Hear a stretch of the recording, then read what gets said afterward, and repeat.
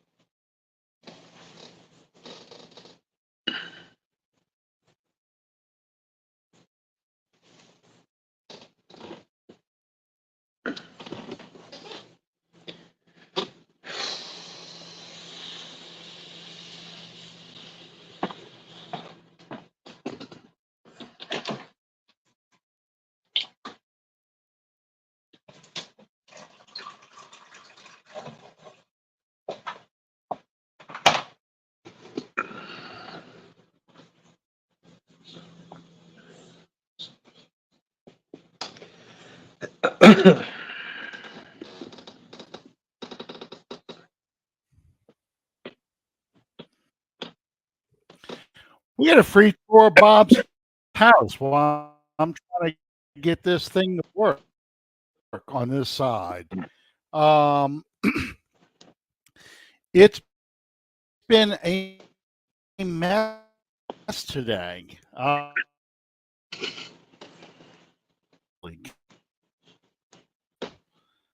Bob, you can hear me all right? I can hear every other word, Alan. I hope you're doing well. I know you're having all kinds of technical issues on your end.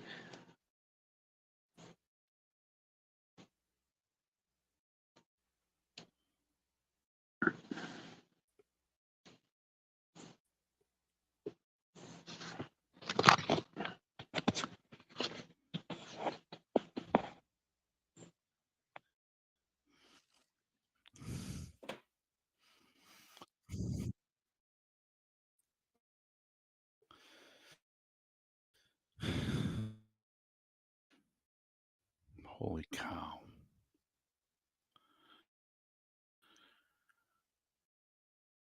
All right. I don't know if y'all can hear me or not. I'm having the worst connection I've ever had on this show. And it's only streaming, no one else. Way.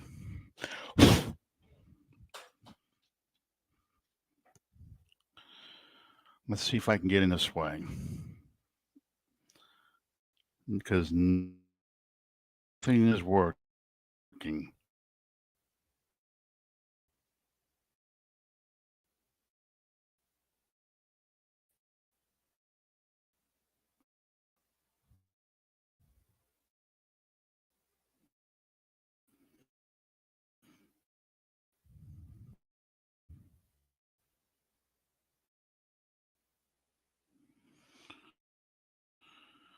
All right.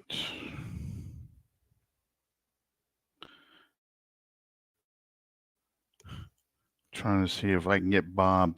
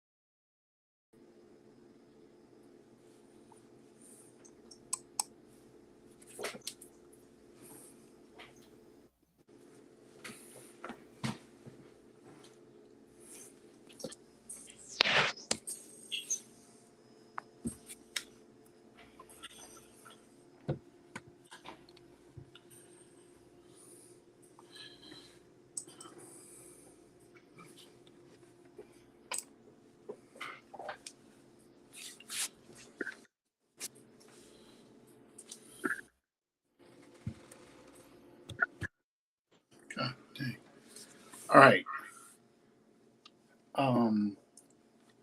I think y'all can hear me on this one now. I can. Okay.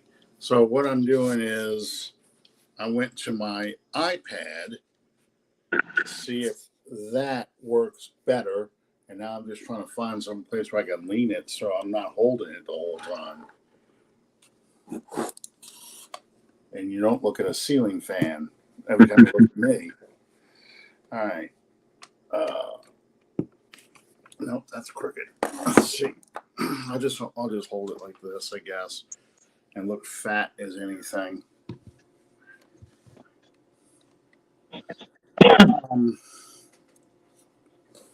All right, here we go.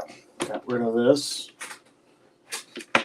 All right, so what I did was, because it's something with my computer right now, I went into, I grabbed my iPad, I'm going through my iPad, and it's strong through my iPad, but it's something with the computer, so I don't know what it is, but it's with this connection. So let's try and do a show.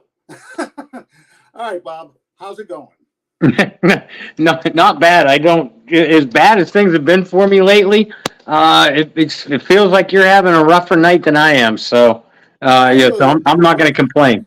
Yeah, I really don't know what the heck is going on because I've never had it this bad. I mean, this has just been awful. Awful. All right.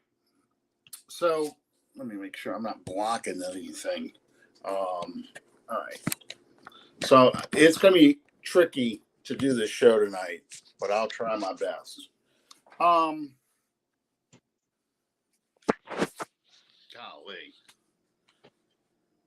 I can't get it, so I don't like I got a fat ass. I don't know how else to explain it. It's just I look awful, so Bob. So this weekend, this week is the second week of OTAs. Yeah. The big news that came out today was Kpassagnon got injured. He tore his Achilles. Fans are kind of surprised because they said, okay, he tore his Achilles, so that means he's out for the year. No, he's not out for the year. Talk about this for a minute. What does this mean, and do the Saints have a replacement on the roster? As far as what it means that Tanoh Kpassagnon is guaranteed to be out pretty much through the first third to possibly half of this season. And Achilles, as you well know, used to be a death sentence for a player for a year, if not for his entire career. But with medical advancements, it's a guarantee that Tanoh is going to miss training camp, and at least the first chunk of the year. I think it's a safe bet that he's going to be on the physically unable to perform list to start the regular season. That guarantees him at least 6 weeks out, and he doesn't take up a roster spot. Speaking of roster spot, Tanoh could be a potentially big loss because he doesn't fill up the stat sheet, but he fills multiple roles along your defensive line. He has been a solid rotational player for the Saints for the last few seasons, and he's a player that can play both the edge and inside on certain alignments.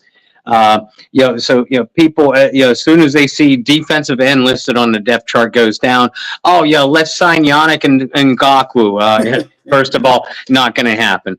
Let's sign this defensive end. Let's sign that defensive end.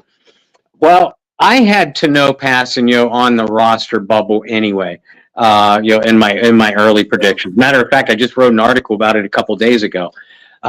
As far as a replacement on the roster that could do the same type of things that he can, it's Peyton. It's Peyton Turner.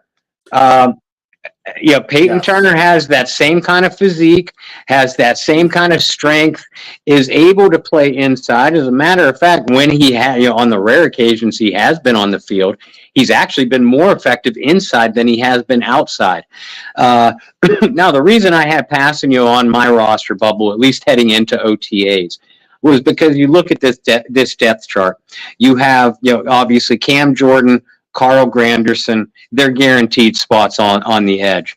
Isaiah Foskey, I find it hard to believe that the Saints are going to give up on a second round pick. Just 2 years in. Chase Young, assuming Chase is healthy, that's a roster spot.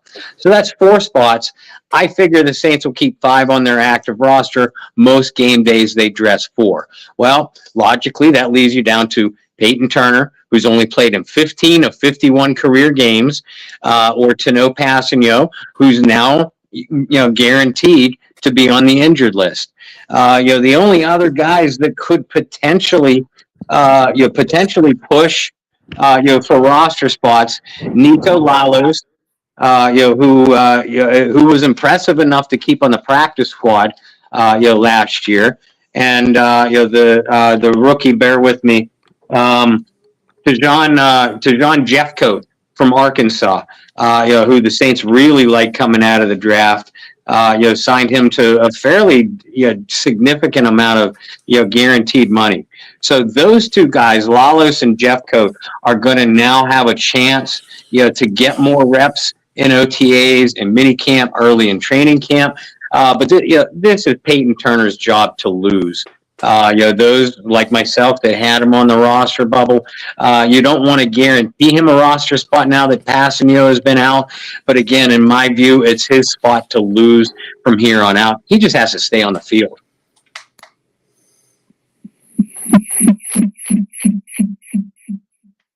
Okay, so I lost your sound. Can you hear me fine? I can. Okay, I lost your sound for a minute. It's back. So I missed the last part that you said, but I kind of had a feeling where you were going with this, where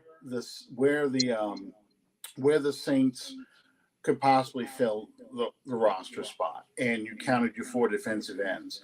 Mm-hmm. I feel like this is the area where Peyton Turner has a shot to stick with the roster, because like you, I had him on the bubble too. He was a guy that I felt that, he could be a trade bait even, because they aren't picking up his 5th-year option.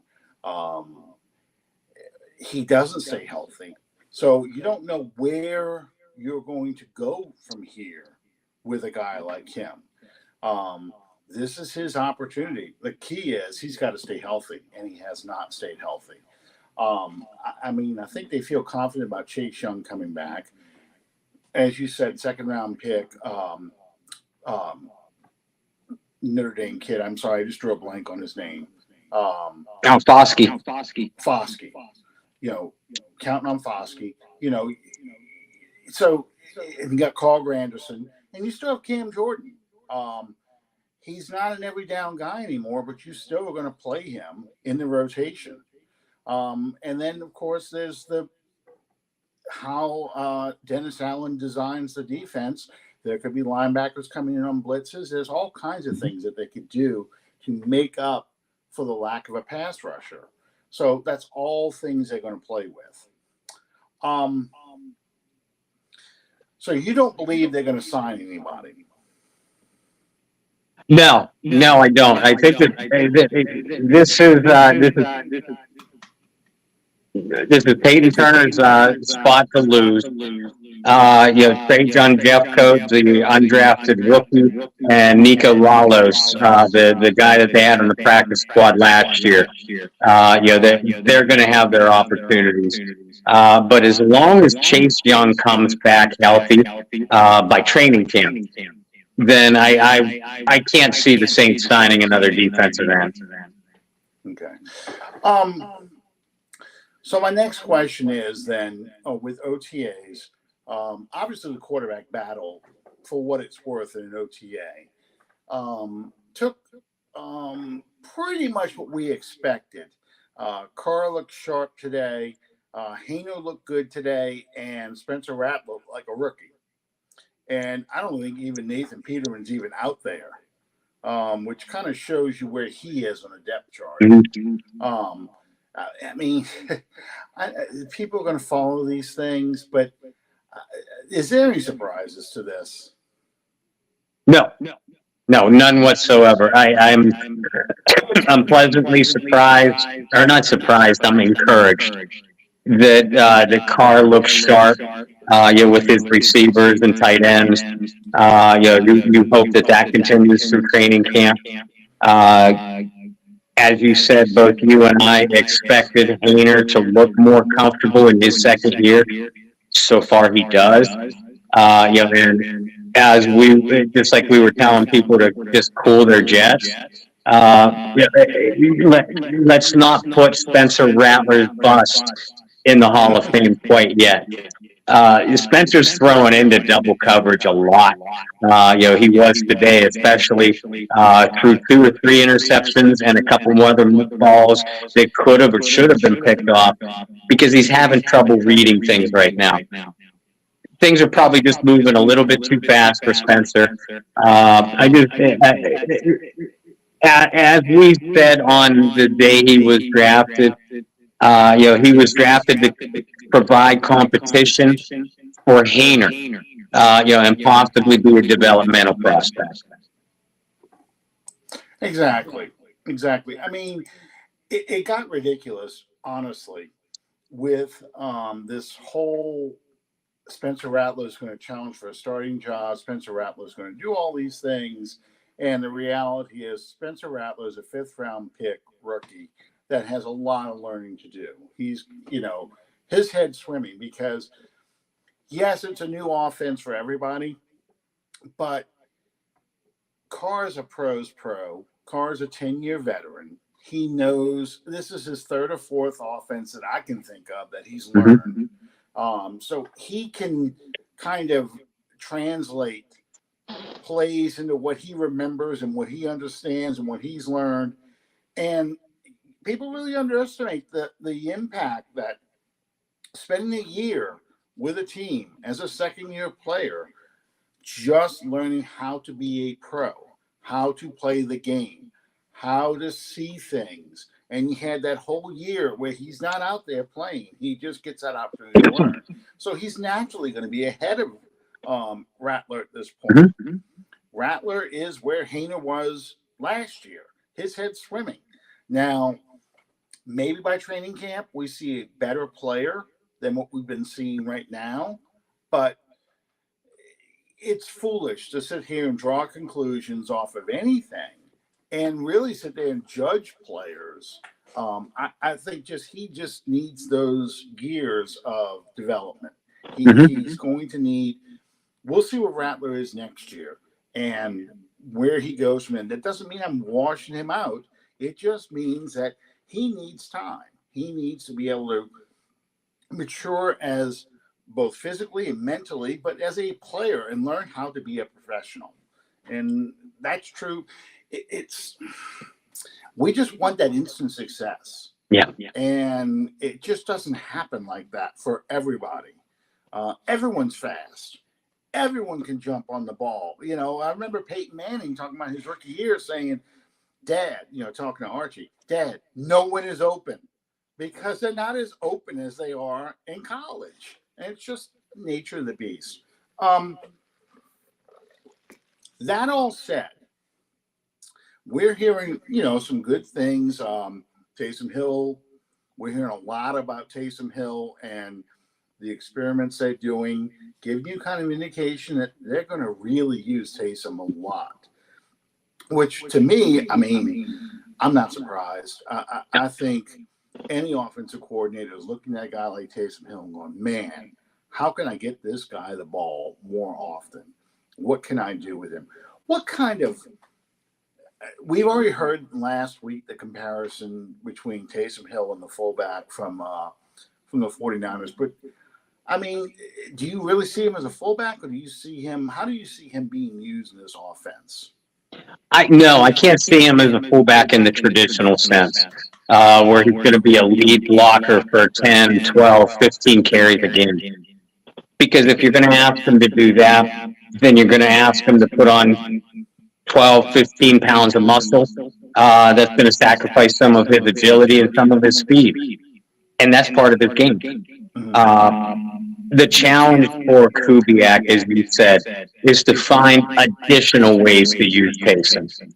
We know he's a weapon out of the backfield. We know he's a weapon from the Wildcat quarterback spot. We know he can catch the ball out of the slot and as an H-back or move tight end.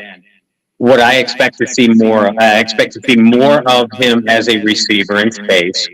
I expect to see him lined up as a fullback or a split backfield role where sometimes he's the lead blocker, sometimes he'll take a pitch, sometimes he'll flare out of the backfield on screens, swing passes, check down passes. It's just additional ways to get the football to Taysom Hill during the course of a game, rather than 4 or 5 carries and one pass, as we were used to seeing with Pete Carmichael. Right. And Alvin Kamara, of course, has been in Africa with his mom. So he has not been in OTAs. The team knows this, and it's not a big deal. But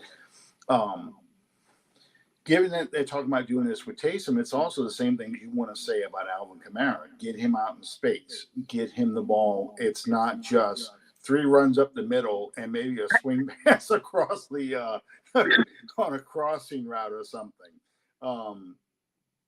I mean, obviously, you're kind of visualizing Alvin Kamara in that Christian McCaffrey role, but does it seem like he wants to try and do Kamara and Taysom both in that kind of use them kind of the same way? Not because of the same player, but the same kind of philosophy. How do I get this guy the ball, and how do I get him in space and mismatches?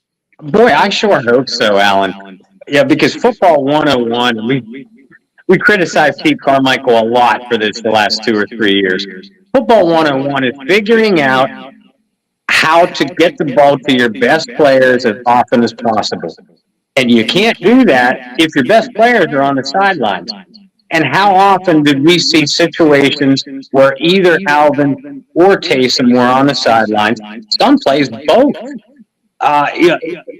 And you try being a defensive coordinator when you see Derek Carr trot out of the huddle, Taysom Hill, Alvin Kamara are going to be in the backfield. You have Jawan Johnson lined up off of the line of scrimmage, and you have Olave and Shaheed outside. That's going to be one heck of a offense to try to contend with, and players that can beat you in multiple ways. Flavor Dave asks if the title is a reference to Kurt Vonnegut. I do like Kurt Vonnegut. I did not think about Kurt Vonnegut when I came up with this title. This is actually a Billy Joel titled song, because the other thing we're going to talk about is, how Saints fans react every offseason to any kind of bad news. Kpassagnon is one of them. All the titles of these episodes are always going to be titles of songs, but if I was going to make a Kurt Vonnegut reference, I'd probably do Harrison Bergeron just once, or Slaughterhouse 5, something like that.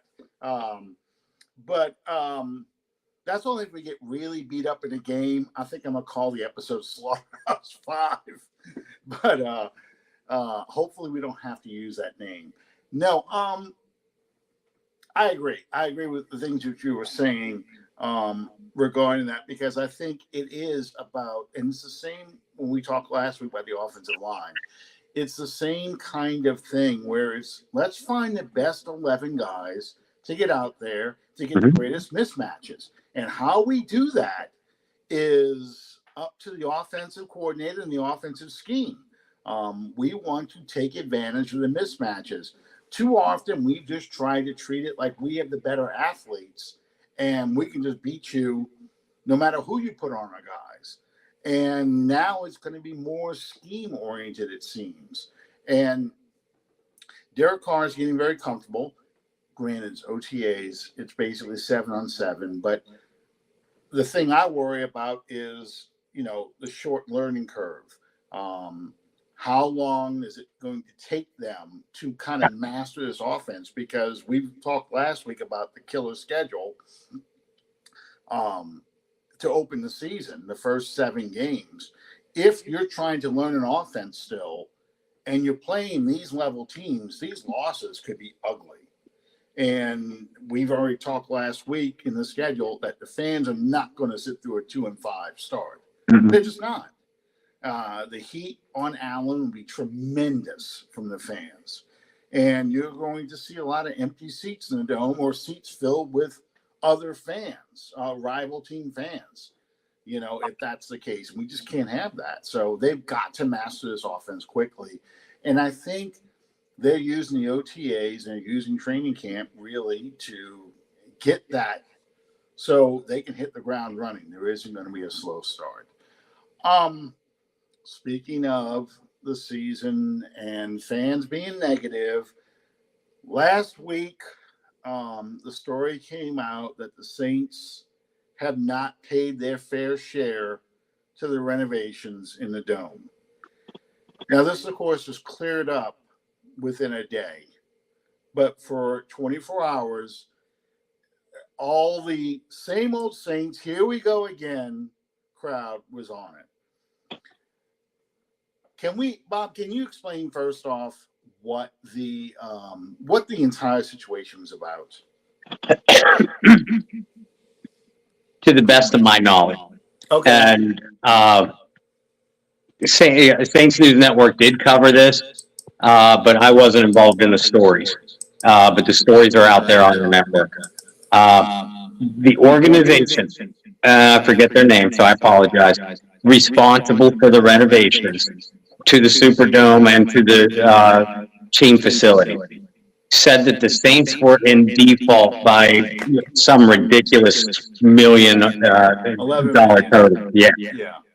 The Saints, almost within the hour, came out and said, no, we're not in default. We requested basically an itemized bill of what needed done, what was getting done, and the charges. It's fairly reasonable that if you're going to pay someone for a job, you're going to demand to know what you're paying for. And like you said, the situation was completely cleared up. It went from, the New Orleans Saints haven't paid us, to the Saints saying, we're willing to pay it all up front, but we want to see the bill. To, we've paid everything to this company, who is subsidizing through this company, who is taking care of that company. So, like you said, to a short-sighted reader, and I use the reader loosely, the short-sighted reader automatically, as you said, thought, same old Saints. What's happening with Mrs. Benson? Is she getting ready to sell the team? It turned out to be a no story. Yeah. I saw Jeff Duncan was the first one to come out with the story about it. Big surprise. But, I mean, honestly, Jeff Duncan was the one that wrote Michael Thomas isn't the Michael Thomas we used to seeing, and Thomas called him out for that.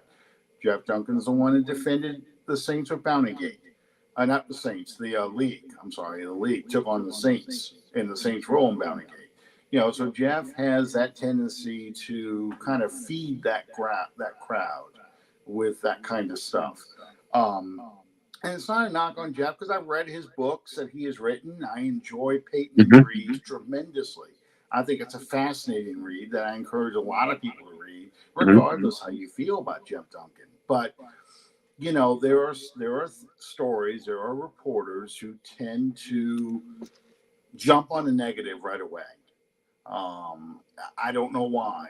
I mean, there are people who feel like Dennis Allen is getting a pass because the Saints media is too soft with them, compared to, say, the New York media with their coaches, and some of the other major markets, Philadelphia, Chicago. They're a lot tougher with their teams, and the Saints seem to be with the Saints reporters seem to be with the Saints. You're in one of the smallest markets in the NFL, this side of Green Bay. The Saints have a lot of power to cut people off. that the New York teams do not have. The New York teams need the media more than the media needs New York teams, if that makes any sense. You've got every league in the world in New York, 2 baseball teams, hockey, uh, basketball, 2 basketball teams, 2 NFL teams. They can really make life hell for the Jets, for example, and not even think twice about it because of how the city is. With New Orleans, man, if the Saints don't like you, ask Buddy D. You know, I mean, you get banned for life plus 10 years in case you come back. I mean, they can really cut you out, and you have to really fight to get recognition in anything. I mean, Bob, you know this as part of the Saints News Network, just how hard it was. Barry Hursters used to bitch about it all the time, about how hard it was to get media credentials to cover the Saints. They possess a lot of power. So writing a lot of negative stories and going after the Saints hard for things, they can freeze you out pretty easily.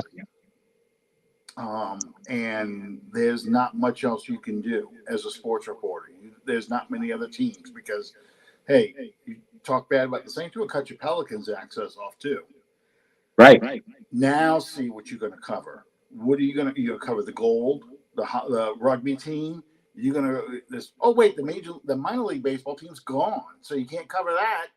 So you're stuck covering high school sports, writing about JT Curtis over and over and over again.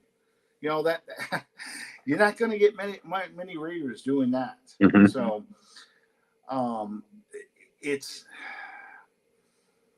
You have to pick your battles, and you have to pick stories that you feel like will get the national media's attention, and that's a lot more difficult. So, well, it's not only that, but you know this, Alan. I understand the fan frustration. I do, but not only can the Saints cut off your access. And that's if you already have the media credentials, they're not necessarily going to strip you because that's such a bad look. But they could stop talking to you. And from a fan's aspect, be realistic too. Despite what you might want to see, not every single article can realistically be about Dennis Allen's got to be fired and this is why. Derek Carr's got to be benched and this is why. There's other aspects of the sport. There's other aspects of the team. There's other aspects of the competition to talk about. You can't just be negative over and over and over again. Otherwise, again, word gets around. If you're writing nothing but negative stories, do you think a Cam Jordan, do you think a Demario Davis is going to talk to you? How about an incoming free agent? Chase Young just got signed. You don't think those other players would go up to them and say, yeah, Chase, you want to avoid Bob Rose. You don't want to talk to Bob Rose because he writes nothing but negative. Yeah, it has a trickle down and a roll down the hill effect. Yeah. So on YouTube, there's and I didn't want to spend too much time on this, but I just wanted to point this out. I found a page on YouTube that covers the media different years, and this is the years I'm happening to look at, mid to late 90s. So you're talking the end of Mora, beginning of Ditka, and it's interesting because Mora was getting pushed out the door by the media. They were ready for the end of Mora. So for those of you who want Allen gone, when it's time, you'll know, because the avalanche will start, and you'll see it from certain key reporters first. Duncan's not one of them, but I think Nick Underhill is probably one of the biggest ones.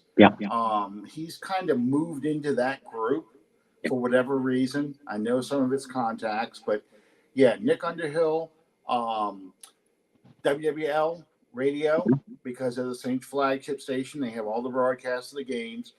They'll get the green light indirectly from the Saints that, yeah, he's going. He's kind of made his bed and it's time for him to go. And you felt that with the national report. I mean, when Jim Henderson is talking about this team tuning you out and you not responding to you any longer. One of the stories that I watched, this happened the week before or 2 weeks before the Chicago Bears game in 1996. So this is the year Jim Mora resigns. Jim Mora and Ray Zellers got into a shouting match out on the field. And Mora suspended Zellers for a week. And then the Bears game came, and Zellers had a really good game. And then the following week is the Carolina game. Okay? So the stories that are going on at this moment are about Ray Zellers and Jim Mora screaming at each other. And the news stories I was watching were talking about how Jim Mora, the team isn't responding to him like they used to, that a player earlier, 10 years earlier, 86, 87, wouldn't dream of confronting Mora. They would find their way off the team. And this is a sign that the players aren't listening to Mora anymore. They've heard it all. They're not responding. And they talk about losing Morton Anderson and Sam Mills and the former. Tom Sweet used to run the X Scene of the Week with all the former players in Dome Patrol defenses and so forth who were playing well elsewhere. So the wagons were kind of being circled around Mora that it's almost his time to go. The loss of Jim Finks, all these things, and I think that's what you will start seeing if Allen starts going sideways. But right now, that's not the kind of mood that the franchise is in. That's not the kind of mood the reporters are in. So, the fans are like, why are we even going through this again? This is terrible. This is a miserable thing. Well, you're only making yourself miserable because you want him to go. You want him gone. Right. And I'm always worried, I wanted Mora gone in 96. Look what we got as a replacement. So we went from bad to worse. I threw this out on X the other day. I said, suppose Allen does get fired. And for the first time ever, he gets fired mid-season. You're not going to get the coach you want. You're not going to get the quarterback you want. It's not going to be the Texans. It's not inconceivable that the Saints hire Bill Belichick because of Belichick's resume. And he's from the Bill Parcells tree and the success he's had. And, he just got bad drafts. We can help him with that here in New Orleans. Or they hire the receivers coach from some team like, I don't know, the Ravens, for example. I'm just throwing that out there, because they really like how he really impressed them in an interview. Mm-hmm. So, you're not getting you're not getting Ben Johnson. You're not getting your dream coach, So be careful what you wish for. Yeah. Because it could be a lot worse. And people, I can hear you right now. Oh, yeah, it's always going to be bad. We'll never get another Sean. It's not, you don't think it's even possible we could get another Sean Payton. I'm not saying that. I'm just saying that, there's the other side of the coin. Yeah, we could get Ben Johnson and, we're doing better than we did with Payton. And we find that draft that quarterback or Spencer Rattler becomes that quarterback like you want. And all these things, wonderful things happen. And we can point and laugh at Peyton struggling in Denver, but there's the other side of the coin where you end up with a team and a coach worse than what you had before. Okay, so the last thing I want to talk about this evening, this should wrap up all of our time, believe it or not. I didn't get a chance to tell you this earlier, but I want to get your idea of the top 10 players, the top 10 most important players for this upcoming season. I mean, I know 1 through 5 is probably pretty easy. It's after 5 you start really going, okay, who else could it be? So give me kind of your at least your top 5 players you think are the most important players for success for this season. Wow. At 5, I'm going to say Cam, because you need a return to form with Cam. Not necessarily what Jordan was in his prime, but a kind of guy that can give you at least 8 sacks, 20, 25 pressures during the year, because you still don't know what you have in Chase Young.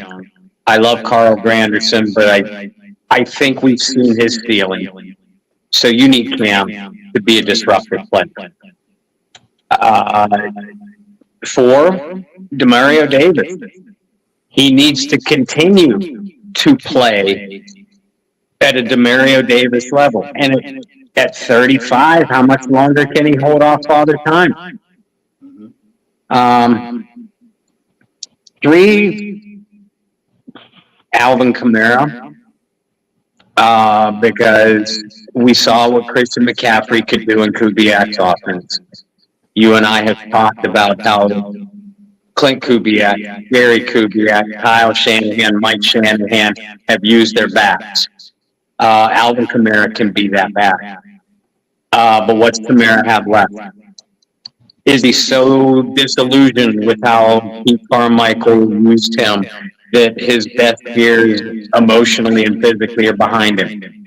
I don't think so, but we'll see. I think he is that important. 2, and I'm going to cheat a little bit. Instead of players, I'm going to say the cornerbacks. Marshon Lattimore, Paulson Adebo, Kool-Aid McKinstry, Alontae Taylor. They have the potential to be the best unit of any unit on any football team. These 4 are that good. But you need Alontae Taylor to bounce back from his sophomore slump. I think he will. You need Paulson Adebo to continue to play at the level he was last year. And you need Marshon Lattimore, like with Cam, like with Demario. You need Marshon Lattimore back. Head screwed on straight, legs under him, ready to go. And number 1, it's a no-brainer. Derek Carr. You need Derek Carr to take command of this Kubiak offense. We saw down the stretch of the last 5-6 games last year, we saw the Derek Carr we thought we were going to get, we hoped we were going to get from the start of the year. If this team gets that Derek Carr, then you're talking a legitimate playoff contender if all the other pieces fall into shape. Yeah. Well, and I don't think Ryan Ramczyk is honestly going to play again. I mean, it's a shame, but I just don't think he can physically play any longer. I'm going to take a little bit of a different tack with mine because I'm going to name a bunch of guys that are either first or second year players on this team as my top 5. I agree with you with a lot of the guys you're saying. We need Cam not to be the Cam that we're used to seeing, but we do need Cam to have an impact. We cannot have him as he was injured last year as a sideline player. And the same with Demario. We need Demario to be Demario. But okay, so my top 5. I'm going to start with number 5, Chase Young. We just talked about Granderson being at a ceiling. We talked about the loss of Kpassagnon to begin the show. He's your premier free agent you signed. We need him to be closer to what he was as a rookie, and what you saw out of him, his potential when it came out. You need him to be your best pass rusher because he has the most capability of being your best pass rusher. That doesn't mean that I'm pushing aside Foskey, but between Foskey and Young, Young's more proven than Foskey. I think Young's the one that has to make that impact. And the same is true for William Gay, the linebacker we brought in. Yes. I want him to beat out because I do like Pete. I can't believe today. I'm so discombobulated. I can't remember anybody's names anymore. With the linebacker, Pete Werner. I like Pete Werner. I like him as a player, but last year you really saw his limitations show, and I'm worried he's on the downward slide already. I want Gay back next year. I want Gay to show that he is ready to become the new leader in the locker room, somebody who is going to eventually take the Mario's place as far as the face of the defense. I just kind of look at him that way. Yeah. It may not be, that may be too much to put on him, but I want to see him make that next step. Then number two, number three, the tackles, Penny and Fuaga. They've got to pan out, and I want them to pan out at the left and right where they are right now. Because this whole offense is ruined if these two tackles cannot make the plays that we need them to. They cannot block. You can't do anything. If Carr has to go through another year like he did last year, he's not going to make it. He is not going to make it. This team is not going to make it. So those two guys really have to, because who are you going to get to replace? Let's say Penny doesn't pan out. Who's going to replace Penny on this roster? I mean, are you going to go out there and try and sign the ex-Packers left tackle and bring him in and hope he can stay healthier than Pete? I mean, that's pretty. You're scraping the bottom of the barrel on so many of these guys. So you really need those guys. I don't need them to play an all-pro level. I don't need them to play the Pro Bowl level, but I need to see that they can actually block and do something. Then I agree with you in the corners, but I'm going to leave the corners alone for now because to me, the number two guy is got to be not just Kamara, but his sidekick. Like I said, I'm so discombobulated right now. I'm forgetting everyone's names, but the running back we brought from TCU last year, he needs to have that breakout season that we didn't get this past year. Only because I want to see the transition to the younger core. And if the young guys are the ones that aren't stepping up, and we're still relying on the 30 and 35-year-old players and the old faces, we can't rely on the new faces, we're in a lot of trouble because this was an old roster that they're trying to get younger, but you've got to rebuild that core. So, those guys, Condre Miller, thank you. I could not think of his name to save my life. But Condre Miller has to be that inside and outside running back that we need and really be kind of the Terrell Davis of this offense, or the Arian Foster, that kind of back where we can start using Kamara and Taysom, kind of the way we were just talking about. Get those guys in space, but when it comes to running the football, that's when we have to run the clock down. I can hand this ball to Miller 20, 25 times, and he's going to get my yardage. Be that every down back that we really need. And then, it's hard to disagree with Derek Carr being number one because you need your quarterback to execute this offense. But I'm also going to say the receivers, all three of them, A.T. Perry, Rashid Shaheed, and Chris Olave.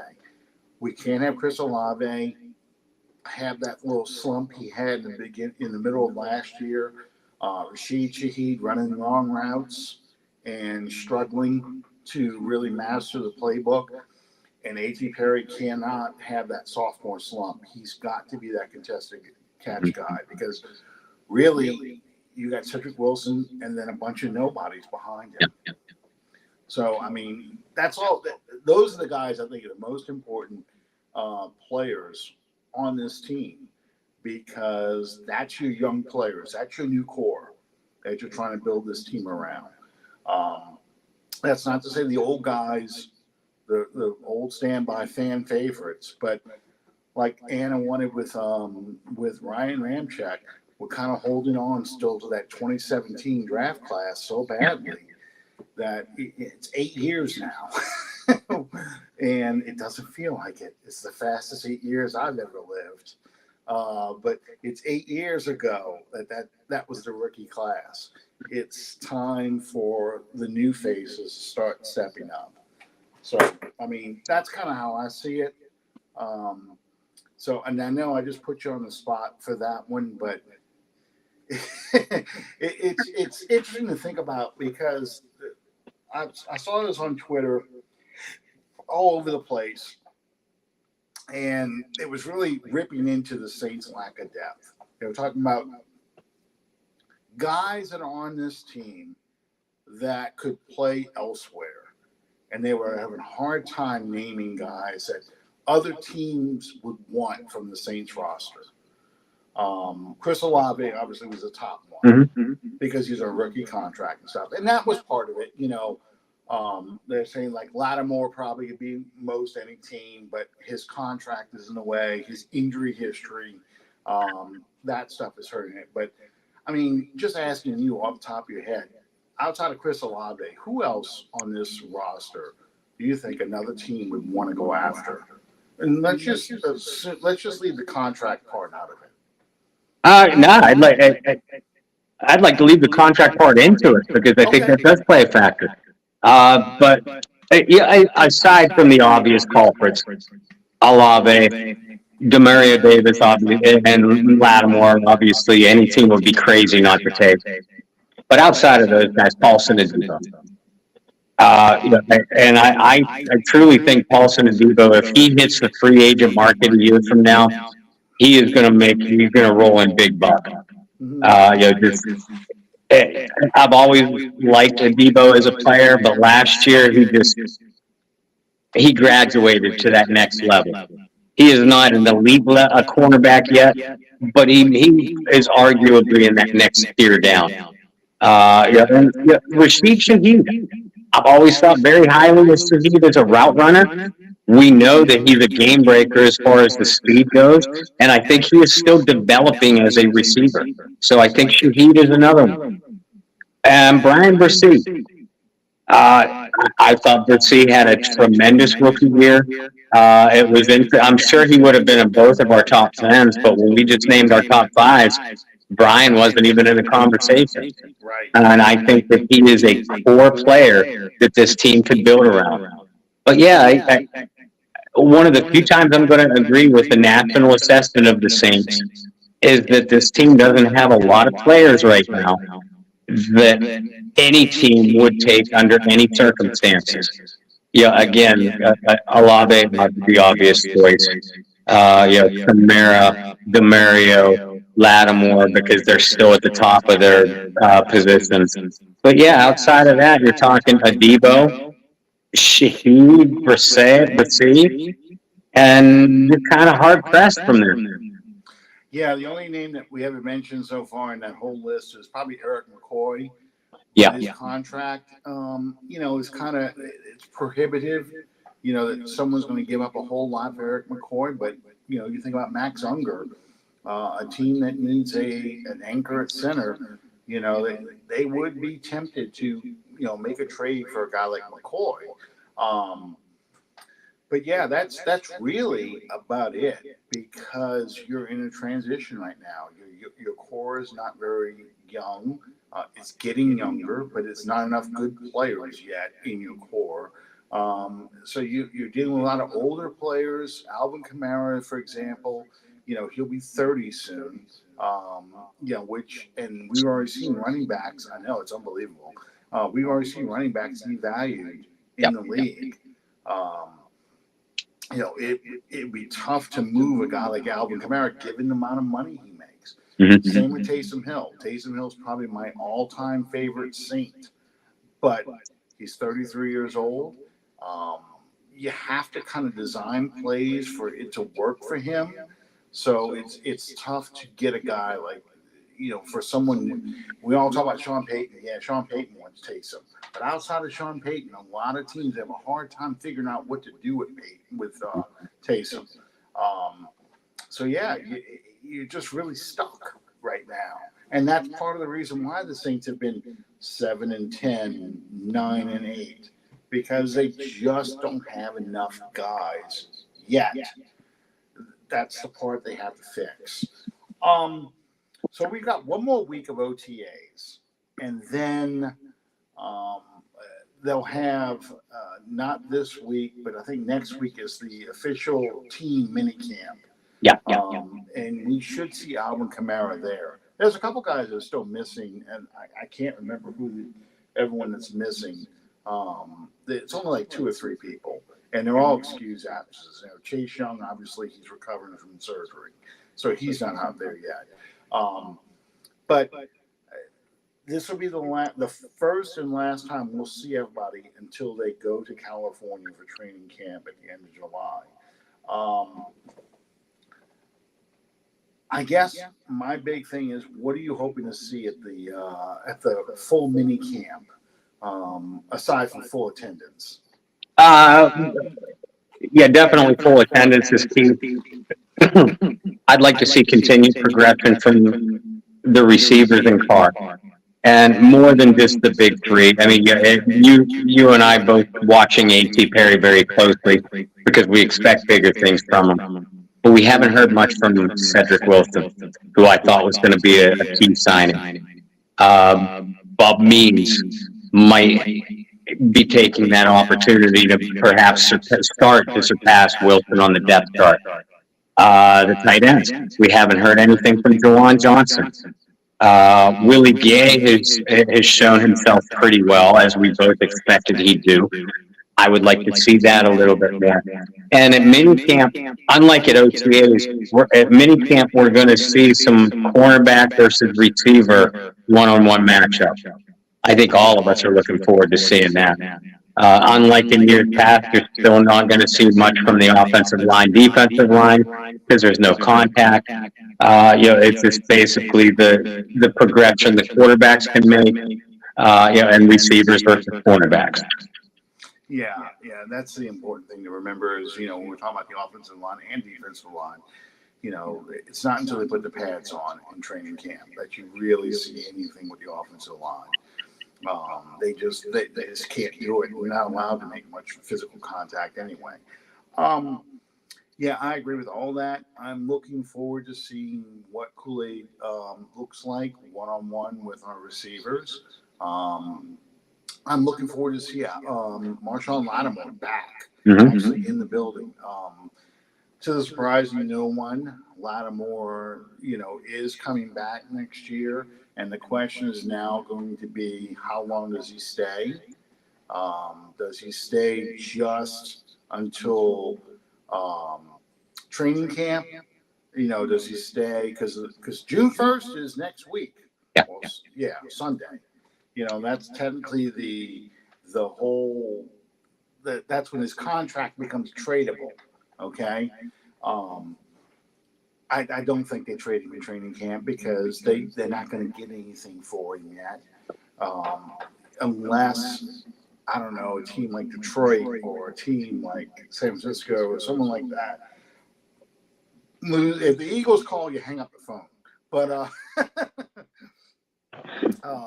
unless somebody loses their star cornerback in training camp, they're not going to make that trade. But depending on how the season goes, and we talked about a 2-5 start, if by Halloween, right around the trading deadline, the Saints are 2-5, Dennis Allen is on, he's dead man walking. It's pretty obviously going to blow up this team now. Does Lattimore become a movable piece at that point? And I think, I see you nodding your head, I agree. I think that's the time when, if they're going to move him, that's when they would probably move him. Yeah, if he gets moved, I think that's the only way he does get moved. Right. Because if you go through the entire season, this team finishes, I don't know, 9-8, 10-7, something like that. They won't make that move. And if they were to trade Lattimore, what do you think they're going to get for him? I'm just asking. I think it's draft pick, but what kind of draft pick? Second round pick, third round pick. We saw what's his name, Snead get moved for a third and a fifth, I believe. Snead isn't as good as Lattimore when they're both healthy, but Lattimore hasn't been healthy. Snead is younger, so I think if they trade, hypothetically, if they trade Lattimore tomorrow, you're probably looking at that kind of return for him, third, fourth-ish at best. Now, if you wait until the trade deadline, even though your coach might be dead man walking and your season is a Titanic of a disaster, a team that trades for Marshon Lattimore has to be willing to take on his contract and therefore feel like they're in contender status where Lattimore can put him over the top. At that point, maybe you can squeeze a second. But I think anybody that believes that they're going to get a first-round draft choice for Lattimore, I have a nice tall mountain to sell you in the Bayou. Like I said, that's why I think they want to wait till the trade deadline if they even do that far, because they think they get the maximum value. You don't want to just give a guy away. This is not a Chauncey Gardner-Johnson situation where you just got to get rid of this guy. He's just that much trouble. Lattimore is not that kind of that player. You're more or less moving a guy to get more draft capital to rebuild your team because you've got a new coach coming in and you need all these draft picks to help rebuild the team. And that's to me, that's the only reason why you would do something like that. Bob, so what do you have coming up on the Bayou Blitz tomorrow night? I see you getting ready to go smoke.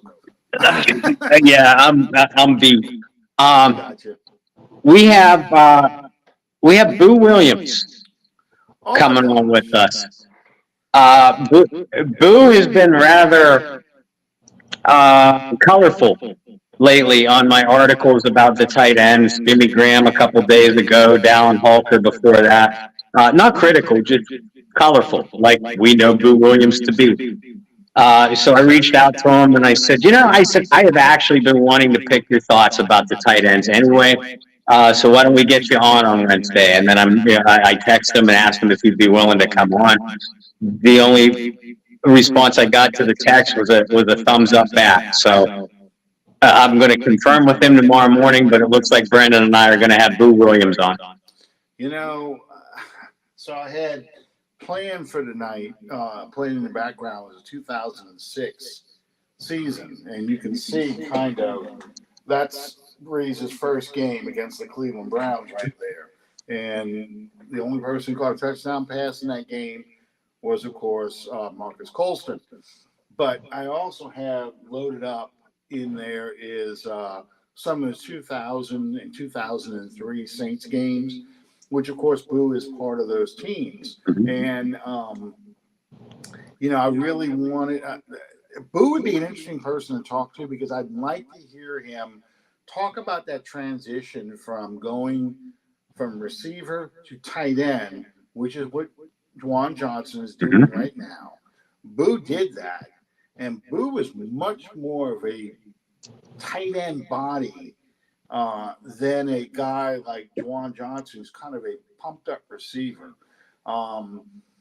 Boo is kind of like a combination of Colston as far as size, not a little bit taller, I think. I think he was 6'5". I don't think he was 6'4", but he had much more bulk to him than, say, a guy like Colston, which is why somebody like Juwan Johnson is able to convert like that. So it's interesting to see what's the difference, how much weight can you put on that kind of thing. So I'm looking forward. I'm going to listen to the show tomorrow night. And it's tomorrow night, not Thursday night, right? Yes, tomorrow night, 8 p.m. Central Time, 9 on the East Coast. Okay, good deal. All right, people. I appreciate you sticking with us with all these technical. I've never had the problems I had getting on tonight. Um, so I'm keeping my iPad with me from now on because the only reason why I'm not on my iPad the whole show is I need a laptop to set it up. And it's something with my laptop. They want me to use a DSL type of line and hook it to my router. I'm like, what is this, 2001? We don't do this kind of stuff anymore. We have Wi-Fi everywhere, and it's only StreamYard. So if I have to go back to my iPad, I'm gonna fix it so I'm not you're not looking up at me. I'm gonna set it all up right the right way. But in the meantime, I appreciate all you guys sticking with us for this. I promise it'll be better next time. In the meantime, thank you guys. We'll see you next time Under the Dome. Good night, everybody.